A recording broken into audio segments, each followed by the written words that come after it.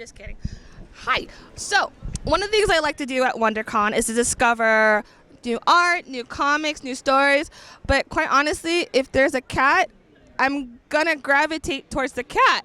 So let's go ahead and learn about Reaper Cat. Could you go ahead and introduce yourself, please? Yeah, of course. My name's Ferrara, and I created Reaper Cat. He's basically the story of the Grim Reaper's cat.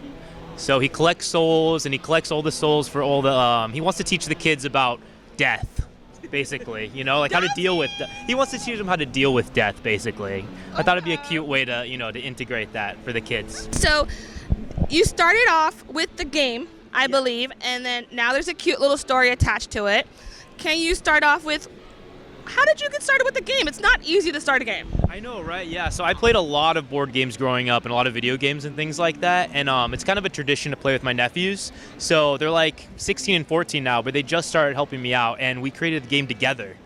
Yeah, it was really, really cool. Yeah, so we started out with the card game, and all the characters transfer over to the book, and then also I started making merch around them. So what was your whole thing with games? Like, what do we have to have in a game from your nephew's point of view?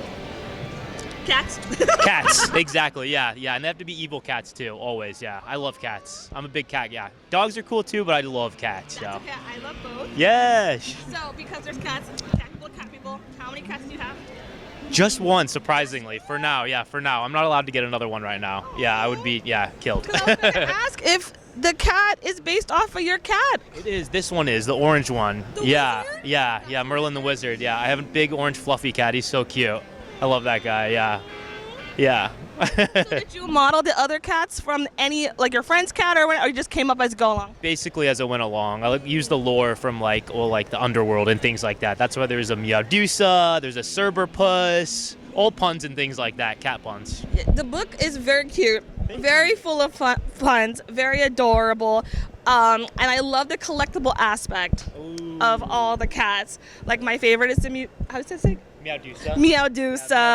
Yeah. And then you have the Cerberus, which is hilarious.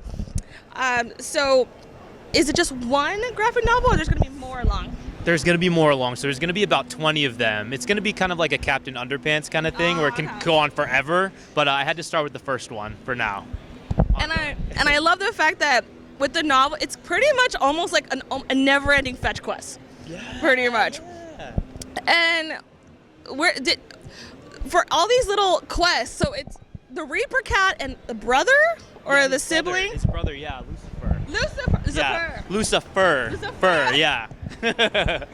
Love the cat puns, that's why, I have to. So they're off to pretty much, they're pretty much doing the sibling thing, where one's like, you're not scared, yes I am, yes you are. Scaredy cat kind of thing. So, do you have siblings? Was it based off your own sibling dynamic or the nephews? I could play off of that. I usually watch the nephews though, yeah. I grew up a little bit like with a couple brothers and sisters, but we all grew apart a little bit. So it's more like the nephew and the nephews going at it a little bit. I also love that after they do all these fetch quests to collect souls, it's actually a really, really cute ending to it. And it makes me cry a little bit. It's very sad, yeah. I wanted to show that, though, at the end. I wanted to be heartwarming, though. I wanted to end on a good note. Even though it was going to be open-ended a little bit, I wanted to end on, like, a really good note, though. Really warm note, yeah. So I'm glad you saw that. I loved it. It was very cute. Because I am a sucker for cute cats and all that stuff. And so you said it's going to keep on going. What is kind of, like, your hope, or, like, what you hope readers will take away with it as they're reading it? I really want them to have fun with this story. I want it to be silly, just like comics, but I want it to have a really good message at the end. So that's what I want them to take away from it.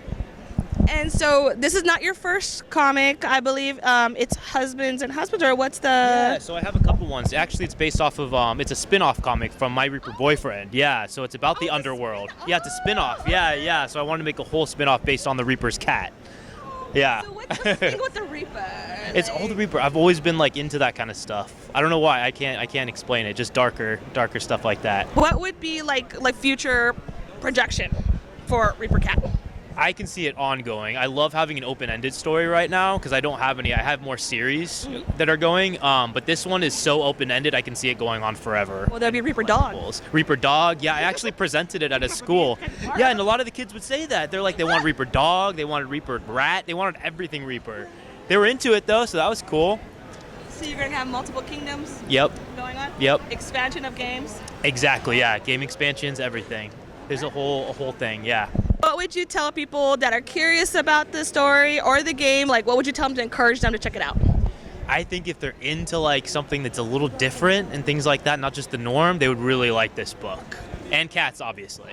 Cats. If you're an animal person, I'm more of an animal person. I don't want to say like a cat or a dog person. I just like animals. So if you're into that, you would love this as well.